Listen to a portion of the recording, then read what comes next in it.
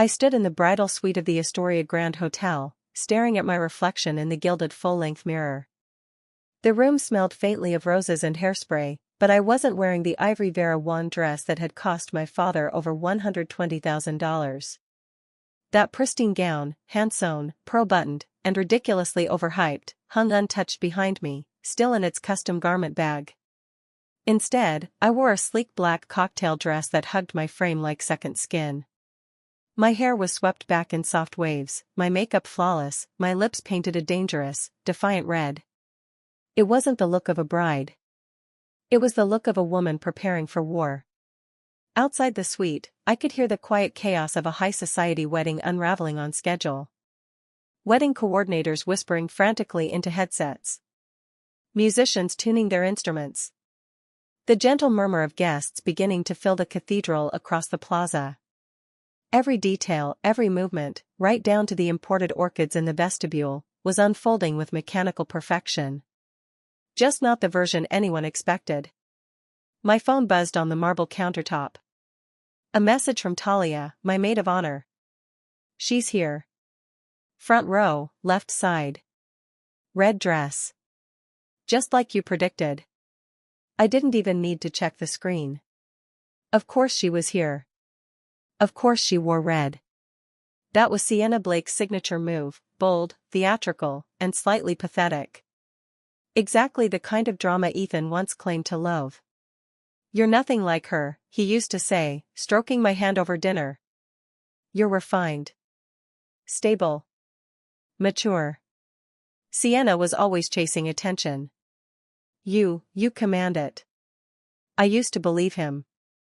3 months ago, I still did.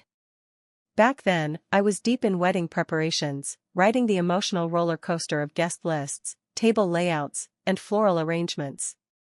Ethan and I had been together for 4 years, engaged for 1, and everything seemed perfect. At least, on the surface. He was a partner-track financial lawyer at one of Manhattan's most powerful law firms. I was a senior curator at the Modern Art Institute, with a promising upcoming exhibition and a reputation for elegance and taste. Everyone said we were the perfect match. No drama. No games. Just 2 intelligent people building a life together. But lies, I've learned, wear expensive suits and offer ring boxes on bended knees. My gaze drifted to the invitation propped against the vanity mirror. Cream cardstock with gold foil lettering, the official design we'd send out to our 400 guests. Except this one was different. This one wasn't from the printing company we'd hired. It was handwritten. I'd found it tucked inside Ethan's locked desk drawer 3 months ago. The envelope was addressed in his handwriting, but not to me. It was for Sienna. I know I have no right to ask, it read. But please be there. Front row, left side. Some things deserve to end with truth. Some things. He had the nerve to send her a private invitation to our wedding. Not an olive branch. Not an apology. But a front row seat to the ceremony where he'd pretend to pledge his life to me. It was the moment everything shattered, and, paradoxically, when the real plan began. A soft knock at the door pulled me back to the present. I already knew who it was. Come in, I called calmly. Naomi stepped inside, dressed in her bridesmaid gown. Her expression was sharp with excitement, tempered by the weight of what we were about to do. Everything's in place, she said in a whisper, as if the walls could hear us. Are you absolutely sure? I turned back to the mirror, eyes locking with my own reflection. My red lips curled into a measured smile. I've never been more sure of anything in my life. Naomi didn't reply, but I saw the glint of satisfaction in her eyes. We both knew what was at stake, what this day would become in the memory of everyone who witnessed it. Not a celebration. A reckoning. I picked up my clutch purse, unzipped it, and ran a finger across its contents. 1 USB drive, containing 3 years' worth of evidence, digital correspondences, bank records, call logs. 1 printed copy of Ethan's love letter to Sienna. 1 single red rose, cut that morning. A mirror image of the one Ethan would be wearing on his lapel. Everything had been curated. just like a gallery exhibit. Except this time, the art wasn't meant to provoke thought. It was meant to destroy. Naomi checked her phone again. Chloe's in position. Final touches are done. You won't believe how real she looks from behind. Even the wedding coordinator didn't blink when she checked in. I nodded, suppressing the small rush of adrenaline surging through my chest. Chloe Lane. A rising actress from my cousin's theater troupe. Same height. Same posture. Similar profile. Different fate. She had rehearsed her walk down the aisle for weeks. Every angle, every movement. She wasn't pretending to be me. She was becoming the version of me Ethan deserved to marry. My phone buzzed again, this time, from my father. Sweetheart, the photographer's asking for the traditional father-daughter photo. I typed back without hesitation. Tell them I'm fixing a last-minute issue with the dress. He wouldn't argue. My father was one of the few who knew the truth. The night I discovered Ethan's betrayal, I had gone to his apartment, not to cry, but to build a case. He found me surrounded by papers, screenshots, and timestamps, organizing betrayal into a timeline. He didn't try to comfort me. He simply poured me a glass of scotch and said, "Then we burn it down." Smart. Precise. Unforgettable. And we did. 3 months earlier, I still believed in fairy tales. Or at least, in the carefully curated version of one, a Manhattan apartment with floor-to-ceiling windows, silk robes draped over chaise lounges, and the warm hum of a man I trusted tapping away at legal briefs in our shared home office. That evening, the rain tapped lightly against the glass as I worked in the kitchen, finalizing the seating chart for the wedding. I'd been chasing the perfect balance, keeping the Weinsteins away from the Steinbergs, the interns from the partners, my childhood friends from my museum board colleagues. A logistical ballet. Ethan was out for a client dinner. He'd left early, dressed in that crisp navy suit he always wore for serious negotiations. He kissed my cheek and told me he might be late. But something had been off. Not just that night. 4 weeks. His phone tilted away when he typed. Meetings with out-of-town clients were popping up more frequently. When I asked about his schedule, his answers were rehearsed. Clean. Too clean. Still, I wouldn't have suspected a thing, until I went looking for the reservation code for our honeymoon and opened the wrong drawer in his desk. That's when I found it. An envelope, unsealed. Thick cardstock. Cream-colored with a soft floral texture. Not the professionally printed invitations we'd chosen together. This one was handwritten, addressed in Ethan's unmistakable block letter handwriting. To Sienna Blake. My breath caught in my throat. I read the letter once. Then again. Each word felt like a slap. Despite everything, I need you there. Front row, left side. Please. You'll know when the time is right. My hands trembled, but not from heartbreak. From rage. Sienna. His ex-fiancée. The woman he once described as chaos in heels. They had broken up years before we met, supposedly because she'd cheated, lied, and nearly tanked his career by pulling him into her drama. He told me I was the opposite of her. That I brought him peace. But that letter wasn't written by a man at peace. I placed it back in the drawer and sat down at his desk. My heart wasn't pounding. My palms weren't sweating. I didn't cry. Instead, I opened his laptop. He hadn't changed the password since we moved in together. Still MoMA 2018, after the year I curated the New Modernity exhibit that earned me national press. I used to think it was sweet. Now it felt like mockery. I started digging. Emails. Deleted text threads synced from his phone. Travel confirmations to cities where client meetings coincided with Sienna's Instagram check-ins. Photos of the same skyline, same restaurants, just never together in the frame. Clever. Almost careful. But not enough. Then came the real jackpot, a private folder labeled Archived Clients that contained dozens of PDFs, meeting notes, wire transfers, internal memos that reeked of conflict of interest. Some bore Sienna's initials. Others had names I recognized from the firm's public cases. I copied everything to a hard drive and backed it up to the cloud. Twice. Then I shut the laptop, made myself a cup of black coffee, and waited for Ethan to come home. He arrived after midnight, slightly flushed, reeking of expensive whiskey and arrogance. He loosened his tie, kissed my cheek again, and poured himself a drink. "You're up late," he said, nodding toward the glowing screen of my tablet.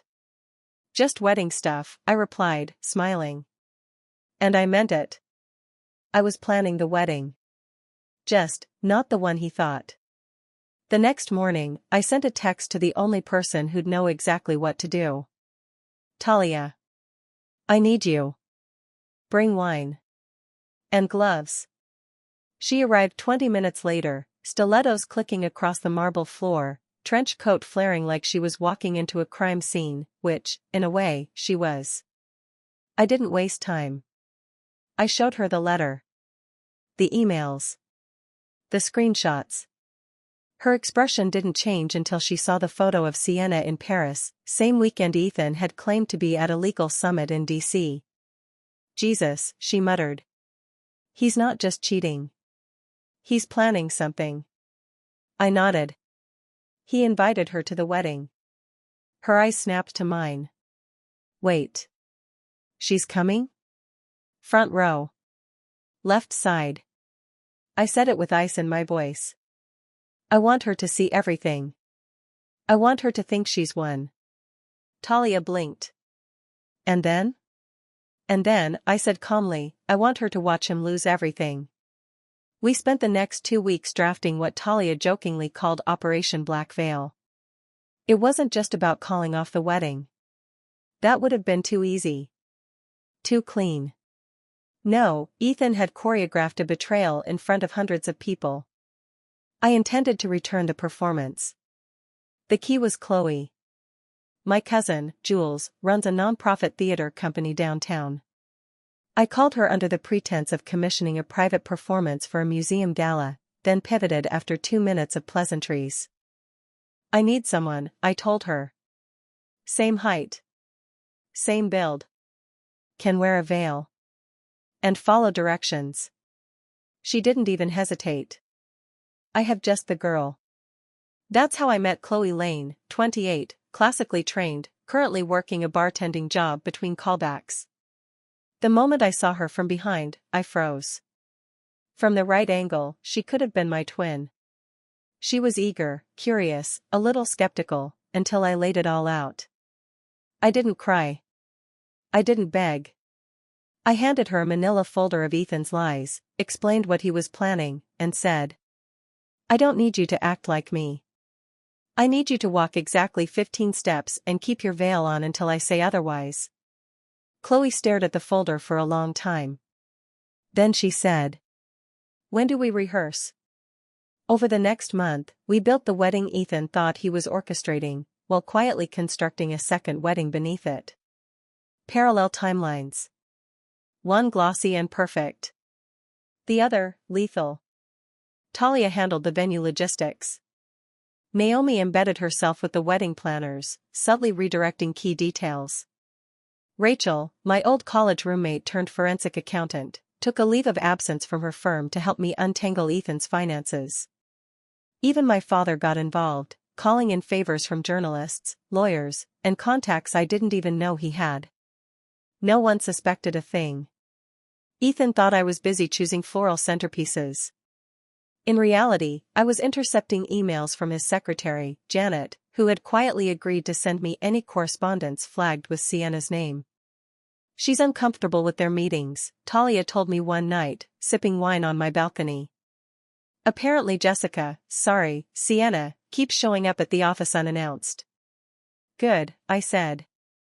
"Let her think she still matters." I wasn't trying to stop her. I wanted her there. I wanted her dressed in red, positioned perfectly in that pew, waiting for a fairy tale ending that would twist into a public collapse. And Ethan? He still kissed me goodnight. Still brought home takeout. Still acted like the man I was going to marry. Let him.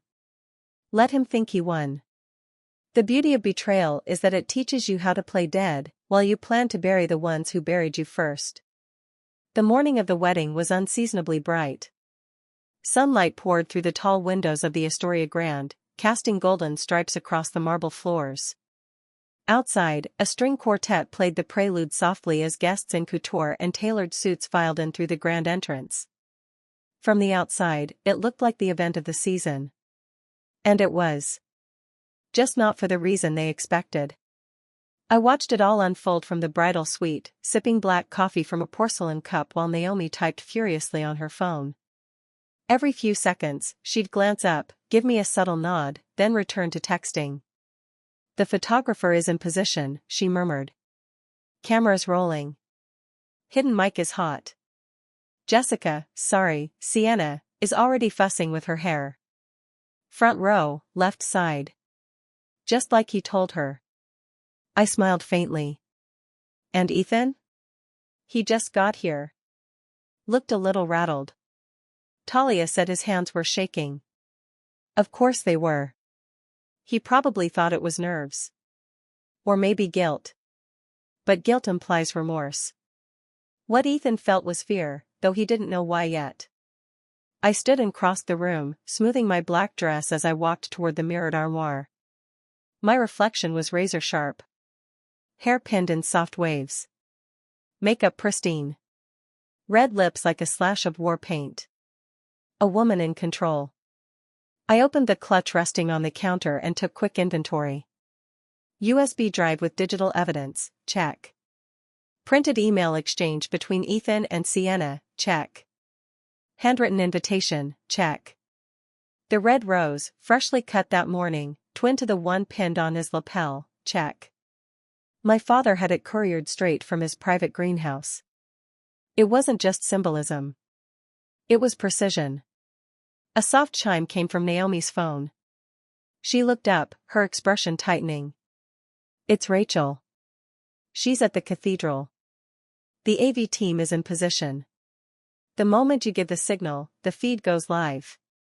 I nodded. This wasn't a wedding anymore. It was an operation. A knock at the door. I turned. Come in. My father entered, looking impeccable in his tailored tuxedo. His expression was equal parts pride and quiet dread. You ready? He asked. Almost, I said. Just one final check. Naomi handed me a small velvet pouch. Inside, the earrings Ethan had given me for our second anniversary, vintage diamond drops in platinum. I held them for a moment before placing them carefully into the pouch and setting it aside. No sentimental attachments today. Just strategy. I turned to my father. Is Chloe ready? He nodded. She's with the coordinator. No one's questioned a thing. Veils on. Posture's perfect. Good, I said. Let's give them a show. From our suite, we had a partial view of St. Helena's Cathedral across the plaza. Through the stained glass, I could see the first rows filling in, light catching off the crystal chandeliers. The air felt electric. Heavy with expectation. They're already posting photos, Naomi murmured, scrolling. Hashtags trending. Everyone's calling it the society wedding of the year. They're not wrong, I said. It'll be remembered. Downstairs, the bridal car was ready. Chloe would arrive separately. Guests would assume I was inside. But Chloe would walk the aisle. Veil down. Face turned slightly away. The illusion would hold, just long enough. Until it didn't. I checked my phone again. A message from Rachel, short and precise. Michael's at the altar. Sienna's texting. Photographer just got the shot. Perfect, I said. Let her send her little signal. Let them feel like it's all going to plan. Naomi arched a brow. And Ethan? He'll be watching the doors. Waiting for me. For her. Thinking he's about to get away with it all. I smiled. Let's make him sweat. The cathedral was glowing. St. Helena's stained glass windows threw shards of ruby and sapphire light across the marble aisle. Guests whispered softly, phones already out, capturing every luxurious detail, from the towering floral installations to the string quartet playing a gentle waltz. To them, it was the perfect wedding. To me, it was the perfect trap. Naomi stood beside me, watching a live stream on her tablet. The hidden camera tucked behind a pillar gave us a perfect view of the altar. Ethan stood tall in his custom Armani tux, his hair carefully styled, his expression composed, but beneath that polished veneer, I saw it. The nervous glance at his watch. The subtle way he adjusted his cufflink 3 times in a row. Classic Ethan. He was cracking. I leaned closer to the screen. Is he scanning the crowd? Naomi nodded. He's looking for her. Her, Sienna.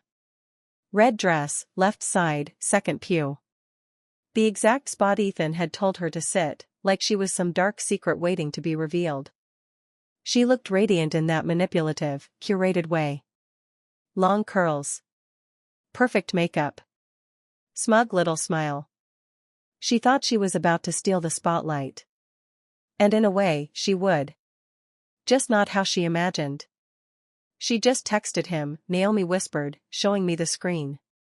A zoomed-in shot from our secondary camera caught the message as she hit send. Almost time. Remember what we practiced. The moment I touch the rose. The rose. Of course. I had expected a signal. Something theatrical. Ethan's phone buzzed in his pocket, but he didn't check it. He simply looked down the aisle again, eyes trained on the grand doors. Right on cue, the processional music began. Naomi looked at me. Chloe's in position.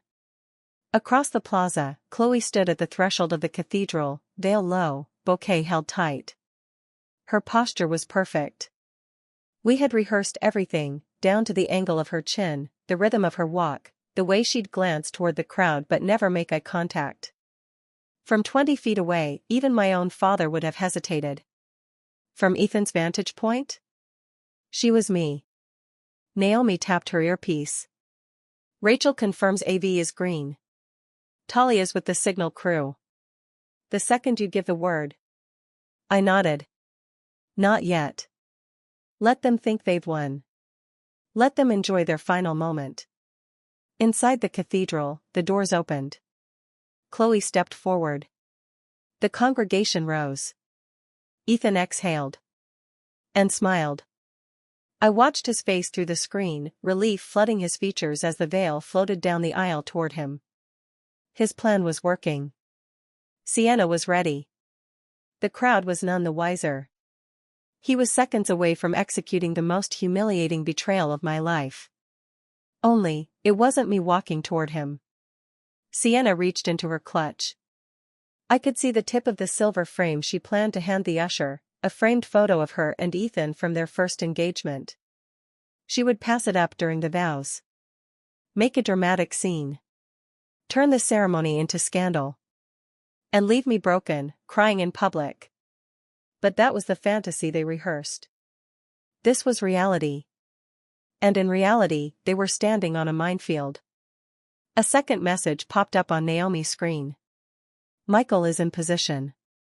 He's checking his phone. Hidden mic caught it, signal coming soon. J. Michael, Ethan's best man, and the weak link in this pathetic conspiracy. He was supposed to act surprised, jump in, offer comfort while Ethan apologized. A full soap opera production. I gave a sharp breath. They really thought this would work. Naomi's voice dropped. You ready? I didn't answer. I didn't need to. Because right then, Sienna rose from her pew, red silk catching the colored sunlight. Her hand touched the rose pinned to her bodice. The signal. Michael adjusted his tie. Ethan looked toward the officiant. Naomi's finger hovered over the screen. Now? I let a single beat pass. Then I whispered. Now. A single chime echoed through the cathedral. Then silence. The kind of silence that feels like a held breath before a scream. And then, static. A sharp crackle came from the speakers mounted high on the cathedral walls. The officiant froze mid-sentence. Chloe, still playing her part beautifully, paused at the center of the aisle. Guests shifted in their seats, confused. Then came the voice. Ethan's voice. Once she's at the altar, let Jessica do her part. She'll make a scene, Ava will break, and then we'll salvage the ceremony with the story about how it was all a misunderstanding. Trust me, by Monday, everyone will forget. Gasps. Audible, scattered, rising like waves. The officiant looked toward Ethan, clearly unsure whether this was some kind of elaborate performance. But Ethan had gone pale. Completely still. I just need Ava humiliated. After that, it won't matter. Jessica and I can go public. I'll handle the firm. She handles the optics. My voice had never been in the recording. Because I never needed to speak. His words were enough to destroy him. Naomi glanced up from the tablet, her eyes sharp with fire. Chloe's ready. I gave a single nod. Down the aisle, Chloe reached the altar. And then, just as the recording faded, she turned to Ethan, paused, and slowly reached up. Her fingers brushed the edge of the veil. And she pulled it off. Gasps rippled through the church. Phones came up like a wave, clicking, recording. And Ethan? Ethan staggered back half a step, confusion clouding his face. This wasn't the plan. That wasn't me. It wasn't supposed to go like this. A second spotlight snapped on, positioned perfectly over the side entrance. And I stepped into the light. My black dress shimmered in contrast to the white marble. My heels clicked like gunshots against the floor. My red lips curled into a calm, devastating smile. Ethan turned to see me. And that's when panic truly set in. Behind me, a massive projector screen lit up, playing synchronized footage. Split screen, Ethan and Sienna in a parking garage. Ethan and Michael whispering at the rehearsal dinner. A time-stamped shot of a plane ticket to Paris booked under Sienna's maiden name. I approached the altar slowly.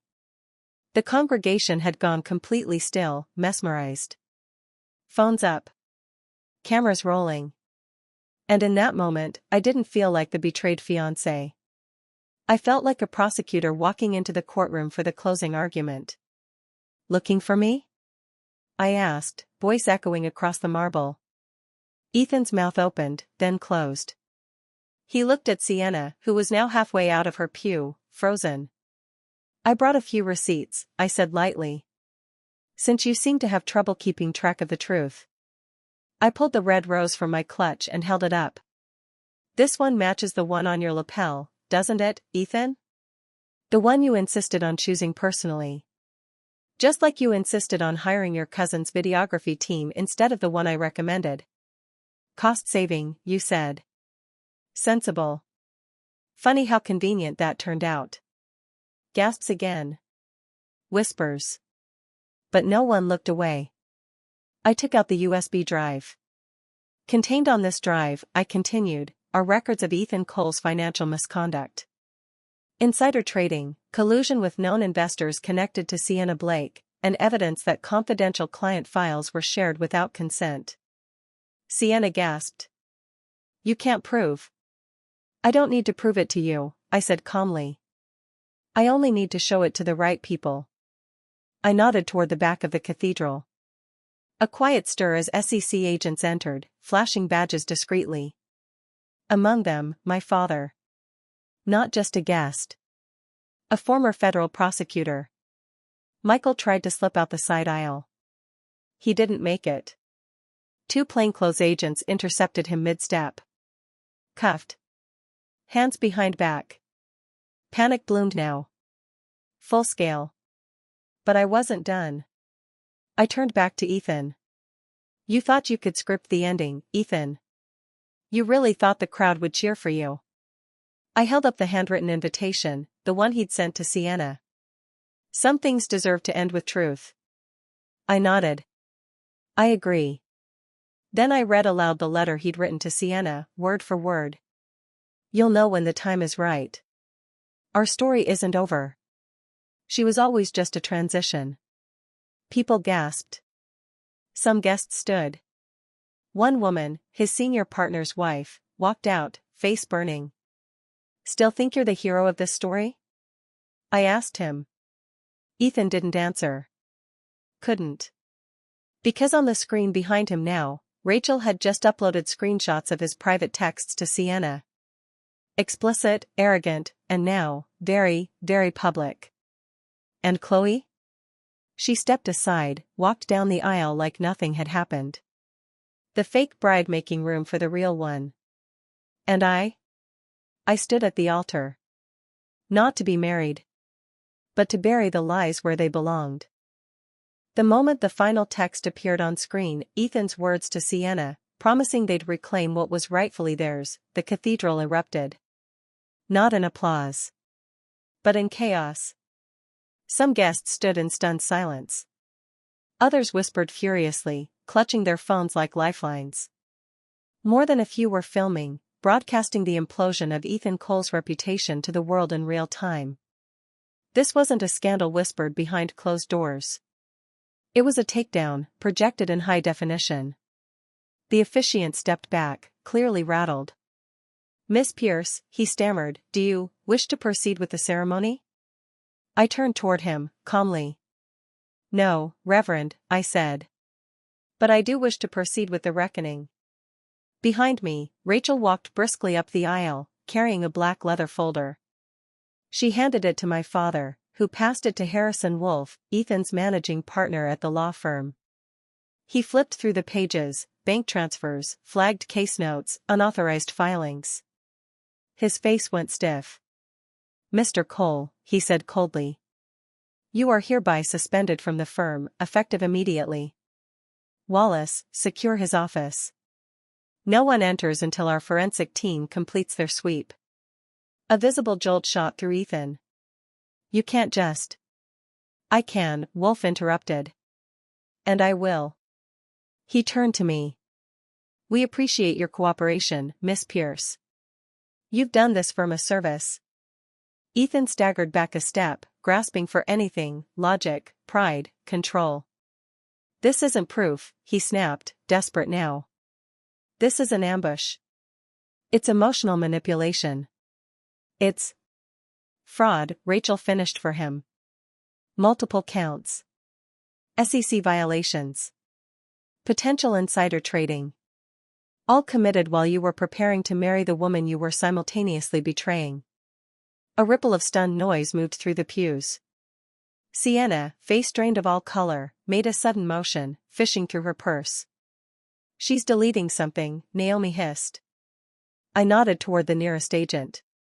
That device is now evidence. The agent moved with swift precision.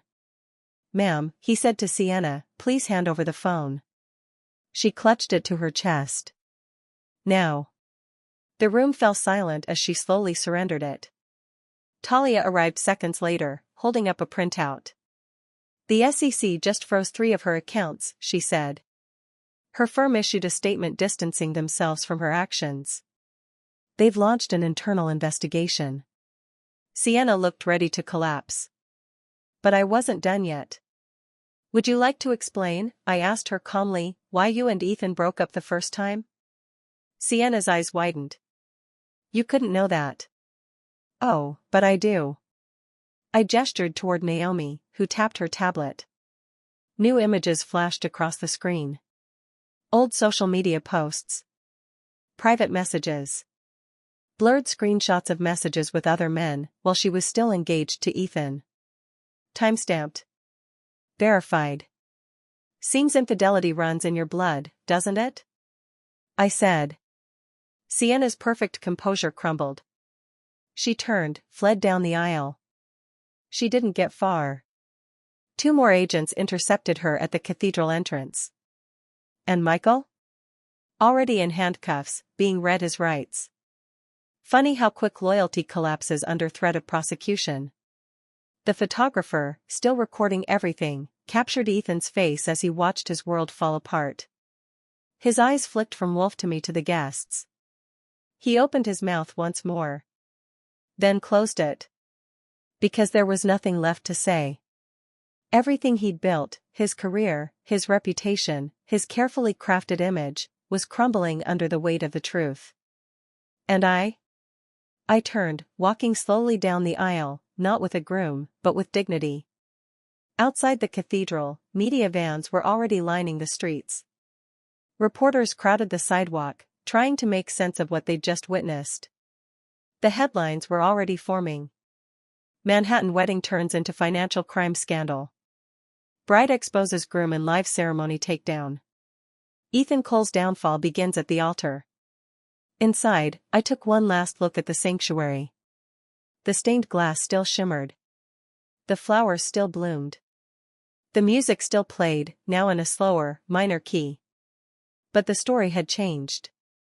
This was no longer the beginning of a marriage. It was the end of a lie. The cathedral emptied slowly, like a theater after a final act no one saw coming. Guests walked out in silence. Some whispered. Some cried. Most looked stunned, as if they'd witnessed not a wedding, but a funeral. And in many ways, they had. Not the funeral of a person. The funeral of a reputation. Outside, the air had shifted. Manhattan's late afternoon light bounced off the marble steps as camera flashes lit up like fireworks. News anchors gathered on the sidewalks, voiceovers already playing in real time. Sources confirm Ethan Cole has been suspended pending a federal investigation. Insider footage reveals real-time exposure of financial misconduct. Exposé orchestrated by Fiancé Ava Pierce now under review by multiple agencies. I stood just beyond the church doors, the hem of my black dress brushing the stone. Naomi joined me, holding out a sleek phone. You have 7 interview requests. The Times. The Post. Vogue, weirdly. I took the phone, glanced at the notifications, then locked the screen. Let them write what they want, I said. They'll never tell it the way I did. Still, she said, you turned a wedding into a corporate takedown. I mean, who does that? I smiled faintly. A curator, I said. I don't destroy things. I display them. She laughed. God, remind me never to cross you. A familiar voice approached. Ms. Pierce. It was Barbara Anderson, Ethan's mother. She looked older than I remembered. Paler. She held something small in her hand, the diamond-studded bracelet that was supposed to be her wedding gift to me. I want you to have this, she said softly. Not as a daughter-in-law. As a woman who stood up when others would have crumbled. I hesitated. I knew something wasn't right, she added. Not about the money. But about Sienna. I saw them together. I stayed quiet. That's my shame to carry. I nodded, accepting the bracelet. Not out of sentiment. But out of closure. Across the street, Rachel was already briefing 2 SEC officers. Talia stood beside them, flipping through a second folder labeled Secondary Accounts. More than one law firm was about to find itself under review. Naomi's phone buzzed again. It's the board from the museum, she said. They're not firing you. They want you to lead a new audit initiative. Institutional integrity through artistic curation. Apparently, they're impressed. Good, I said. I prefer my exhibits honest. The doors behind us opened once more. Michael was escorted out in cuffs, eyes lowered. Sienna followed shortly after, flanked by agents. Her red dress, once so bold, now looked cartoonish beneath the gray sky. A spectacle turned cautionary tale. Then Ethan emerged. Alone. His tuxedo rumpled. Tie undone. Expression hollow. He looked at me, eyes searching for anything, mercy, understanding, a crack in the armor. He found none. Do you feel better now? He asked hoarsely. I stepped forward, calm as stone. No, I said. I feel finished. He opened his mouth again, but I was already walking away. That night, the headlines exploded. Every major outlet ran the story. My name trended globally for 72 hours. Anonymous sources leaked parts of the dossier. The financial world reeled. Investigations multiplied. But I didn't celebrate.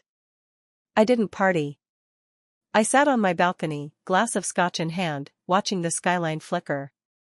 And for the first time in months, maybe years, I felt still. The kind of still that comes when you've survived the fire. Not by running, but by burning brighter than it ever could. The morning air was thick with silence, the kind that only exists in the pause before something breaks. Dew still clung to the petals of my father's white roses, his pride, his joy, the same ones he'd planted when I got engaged, as if he believed in beginnings more than endings. I was crouched near the trellis, pruning shears in hand, when I heard them, heels, for sharp clicks on the stone path, crisp and deliberate. Designer shoes. Louboutin, if I had to guess. I didn't need to look up to know who it was. No one but Vanessa would dare stomp through my father's garden like it belonged to her. Still playing house in the dirt, Elara?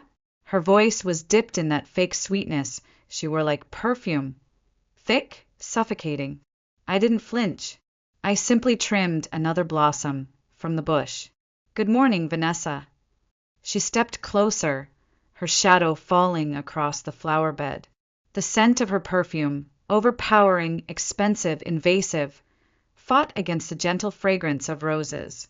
You know why I'm here, she said smoothly. The reading of the will is tomorrow. Jasper, and I think it's best if we settle things civilly. I stood slowly, wiping my hands on my gardening apron. The soil had crept under my nails, the same way grief had crept under my skin these past 2 weeks. There's nothing to settle, I replied evenly. This is my father's house, his estate, and you were part of his family, she cut in, lips painted a venomous red. Jasper was like a son to Richard. For 15 years. That counts for something.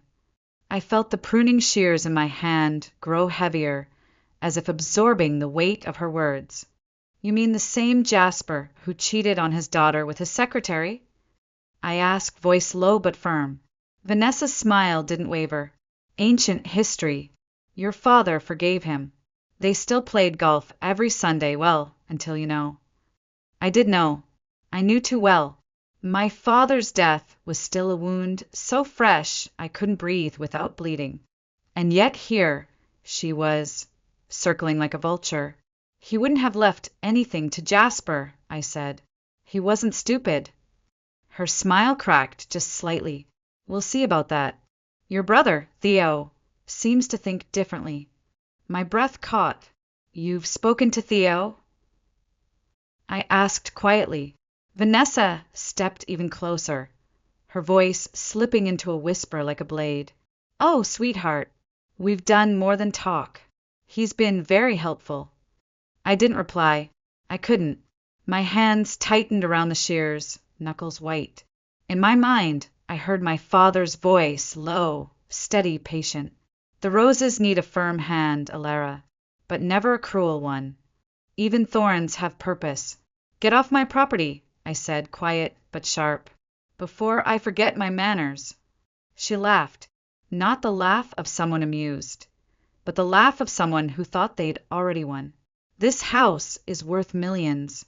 Did you really think you'd get to keep it all to yourself? Playing gardener in your daddy's mansion while the rest of us... She turned and strutted back toward the gate, her heels stabbing into the path like accusations. Dust rose in her wake. I looked down at the rose in my hand, crushed, soil-stained, trembling. My father once told me white roses meant new beginnings, but all I could see was red. The silence after Vanessa left wasn't peace, it was a vacuum, one that pulled every thought into a single point of gravity. Theo. I hadn't spoken to my brother since the funeral, since he'd stood beside Jasper like some loyal usher instead of mourning our father. The betrayal hadn't fully landed back then. Now it hit like a truck.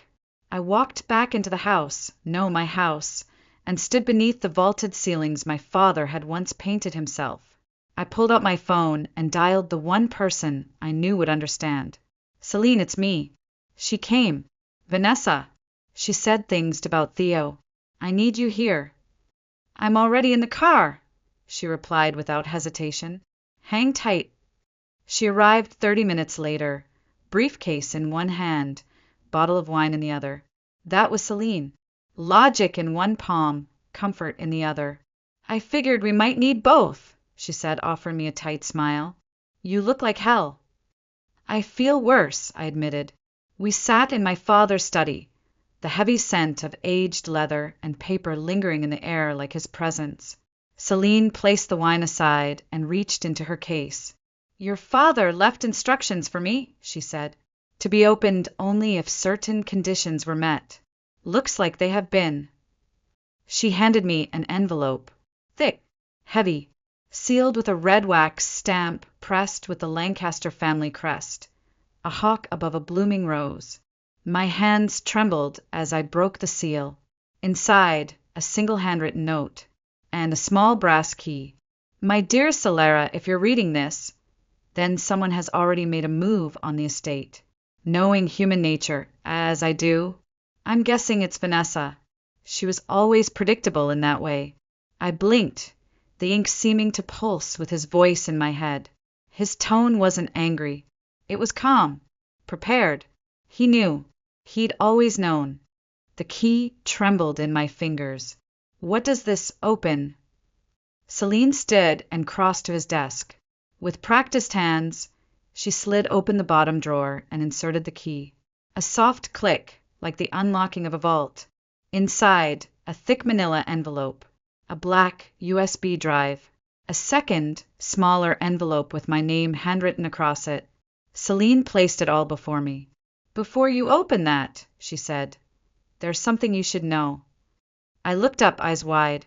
Your father modified his will, she said, 3 days before he died. What kind of modification? A codicil, legally binding, and very specific. The envelope's flap peeled back with a whisper. I pulled out the documents, photographs, statements, signatures. I didn't need to read them all to understand. This wasn't a warning. This was a war plan. The envelope was a storm disguised in paper. I spread its contents across the desk, bank statements, wire transfers, notarized affidavits, and photos. Photos of Jasper and Vanessa meeting with someone in the shadows of a parking garage. The next image made my stomach tighten. Theo, standing beside them, expression hard to read. In the second frame, he was walking away, a check clutched in his hand. My heart dropped. He took the bribe, I whispered. No, Celine said, calm and steady. He took it to your father. That's when everything changed. I stared at her. You're telling me Theo helped him? Yes. He's been playing a dangerous game, feeding Vanessa and Jasper just enough to keep them confident, while helping your father build the case. I didn't know what hit me harder, relief or guilt. Then, as if summoned by the weight of the truth, there was a knock on the study door. Theo stepped in. Gone was the polished, distant brother from the funeral. His suit was wrinkled, his tie loosened. He looked like someone who hadn't slept in days. Elara, he said softly, his voice cracking. I came to make this right. I didn't speak, just watched as he crossed the room and placed a check on the desk. $500,000, he said. That's what Vanessa offered me, in exchange for testifying that Dad wasn't of sound mind when he changed the will. I looked at the check. Crisp, uncashed. You didn't take it? I took it straight to Dad, he replied, and he told me we didn't have much time. His voice shook as he opened a folder and slid forward more documents. They weren't just trying to take the estate. They were planning to sell everything, liquidate the company, bulldoze the house, turn the garden into condos. My hands clenched. I could still smell the roses outside, still see the white petals I'd crushed in my palm. They said I could go back to my apartment, I murmured, that I didn't deserve any of this. Theo nodded grimly, and they believed it, until Dad turned the tables. He handed me a final sheet, proof of embezzlement. Vanessa had started siphoning money from Lancaster Industries 6 months before my divorce. Dad found out just before his diagnosis, Theo said. He didn't confront her, not directly. He started documenting. Quietly, strategically. He knew the cancer would move faster than the courts. So he laid a trap. Theo met my eyes. The moment they accept any part of the inheritance, he said, they trigger a clause. Every piece of evidence, photos, video, financial trails, goes public. Criminal. Irrefutable. The pieces click together like a locked vault. My father hadn't just tried to protect his estate. He'd planned an ambush, and we were standing in the war room. The next morning, the house felt different. The air buzzed with tension, the kind that gathers before thunder breaks. In the study, Celine arranged papers across my father's massive oak desk with the precision of someone loading ammunition, not legal documents. Outside the study window, I could see Vanessa on the front lawn, surrounded by a small camera crew. She rehearsed her acceptance speech like she was receiving a humanitarian award, not someone about to stake claim to a legacy she tried to steal. She really brought a crew. Theo muttered, slipping through the door. Let her, Celine said. She's about to give the performance of her life for the wrong audience. I stood near the window, fingers tracing the edge of a leather-bound folder. Is everything ready? Celine tapped her briefcase. The codicil, copies of every document, the USB. Once they accept the terms, it all becomes active. A commotion echoed from the hallway. They're here, Theo said. And just like that, it began. Vanessa swept into the room with Jasper beside her, dressed like they were attending a gala instead of a reckoning. She wore white, of course she did. Purity in fabric. Poison beneath. I'm so glad we could all be civil, she chirped, settling into a chair like she already owned it. Let's begin. Celine stepped forward. As the legal executor of Richard Lancaster's estate, I will now read his last will and testament, as well as any amendments filed before his passing. Her voice was calm, measured, immovable. The initial will was straightforward. Lancaster Manor, company shares, liquid assets, 60% to me, 40% to Jasper and Vanessa, jointly. Vanessa gasped, actually gasped. I knew he loved us like family, she whispered, clutching Jasper's arm. This is everything we hoped for. Cameras clicked. Reporters leaned in. And then silence. Celine placed a second envelope on the desk. Her eyes met mine for a brief moment before she broke the seal. There was an additional document filed 3 days before Mr. Lancaster's death. A codicil. Vanessa blinked. A what? A legal modification, Celine clarified, already unfolding the pages. Triggered only once the primary terms are accepted. Vanessa's smile faltered. Accepted. Jasper looked confused. We accepted by showing up. No, Celine said gently. You accepted by confirming your intent to claim the inheritance. On camera. Publicly. She slid a folder across the desk. Perhaps these will explain. Inside, photos of Vanessa handing a check to Theo. Screenshots of emails between her and a private investigator targeting my father's assets. Financial statements showing thousands siphoned from the company into offshore accounts. And the USB ready to go viral. Jasper grabbed a photo, his face going pale. Where did you get these? From Richard, Theo said, voice cold. He collected everything. He knew exactly what you were planning. Celine didn't flinch. According to the codicil, any attempt to fraudulently claim from the estate triggers the release of all this evidence to federal authorities. Vanessa's hands trembled. You trapped us. I stepped forward. No, I said. You trapped yourselves. The room fell deathly still. Even the cameras stopped clicking, as if unsure whether they were filming justice or tragedy. You lied. You schemed. You tried to erase the man who built this legacy. And you underestimated him, just like you underestimated me. Vanessa stood, mascara already streaking. This isn't over.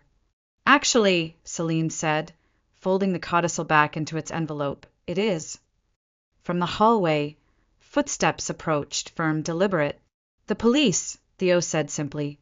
Vanessa spun just as two officers entered. One read her rights. The other clasped her wrists. Jasper didn't resist. He simply slumped back in his chair like the air had been punched from his lungs. And I stood still, watching them disappear down the hallway, like ghosts finally being exorcised. The trap had been sprung, and every piece of it, every line, every clause, every consequence, had been written not in vengeance, but in love. My father hadn't just protected me from betrayal. He'd made sure the world would see it too. The house emptied slowly, as if exhaling the poison it had held too long. But justice, I was learning, didn't come quietly, it echoed. By evening, news trucks lined the road outside the estate. Headlines scrolled across every screen. Heiress exposes high society fraud ring. Wife of former CEO arrested in multi-million-dollar scheme. And beneath those headlines was her face. Vanessa, real name, Margaret Phillips. Celine was the one who found it first. She burst into the study, phone in hand, eyes blazing with disbelief. Elara, the district attorney, just called. They've confirmed it. Vanessa, Margaret, has been operating under multiple identities across 3 states. She's wanted for similar schemes in New York, Colorado, and Arizona. I froze mid-step. She what? Celine opened a folder the FBI had just delivered. Inside were documents, birth certificates, marriage licenses, job applications, all with different names. Same face, same game. She would infiltrate families through employment or relationships, Celine explained. Then isolate, manipulate, and destroy from the inside out. I stared at the photos. Vanessa as a secretary, a financial advisor, even a nanny.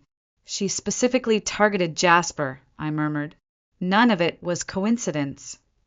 No, Theo said grimly, stepping into the room. It was strategic. He handed me a weathered leather journal. We found this in Dad's safe. It's disturbing. I opened it to a page marked with my father's handwriting. Paper brittle, ink careful.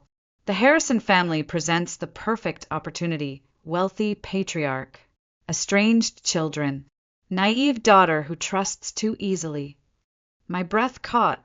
Theo kept reading aloud. The husband is the weak link, easily manipulated through flattery and attention. Phase 1, destroy the marriage. Phase 2, separate the daughter from her allies. Phase 3, gain the father's trust and estate. I slammed the journal shut. She wrote this? She documented it. Yes, Celine answered, like some kind of instruction manual. She'd been using similar tactics for years, but this was the most ambitious, the most dangerous. She would have killed me, I said flatly. No one spoke, but the silence said it all. Theo's jaw clenched. She never would have gotten a chance. Celine nodded. And now, with the evidence your father left, her journal, the videos, the embezzlement trail, she's not just looking at fraud charges. We're talking attempted homicide, racketeering, conspiracy across state lines. There was a heaviness in the room. Not fear, truth. The kind that presses against the ribs and forces the heart to recalibrate. My father had seen it all, tracked every move, understood her nature the moment she smiled too widely, stood too close, called him Richard instead of Mr. Lancaster. And he didn't just prepare the paperwork. He built a legacy out of foresight. This is bigger than us, Theo said quietly. And he knew that. Celine looked between us. The FBI wants to talk to you tomorrow. With the journal and your father's recordings, we can dismantle her entire network. I nodded slowly, fingers brushing over the leather journal. This wasn't just about protecting an estate. This was about ending something that had destroyed lives. And my father had already made the first move. The courthouse stood like a monolith, gray stone, cold glass, all sharp edges and silence. But inside it pulsed with tension. Cameras lined the hallway. Journalists whispered behind their notepads. And it was about to take the stand. Celine touched my shoulder gently. "You don't have to speak today," she whispered. "The evidence speaks for itself."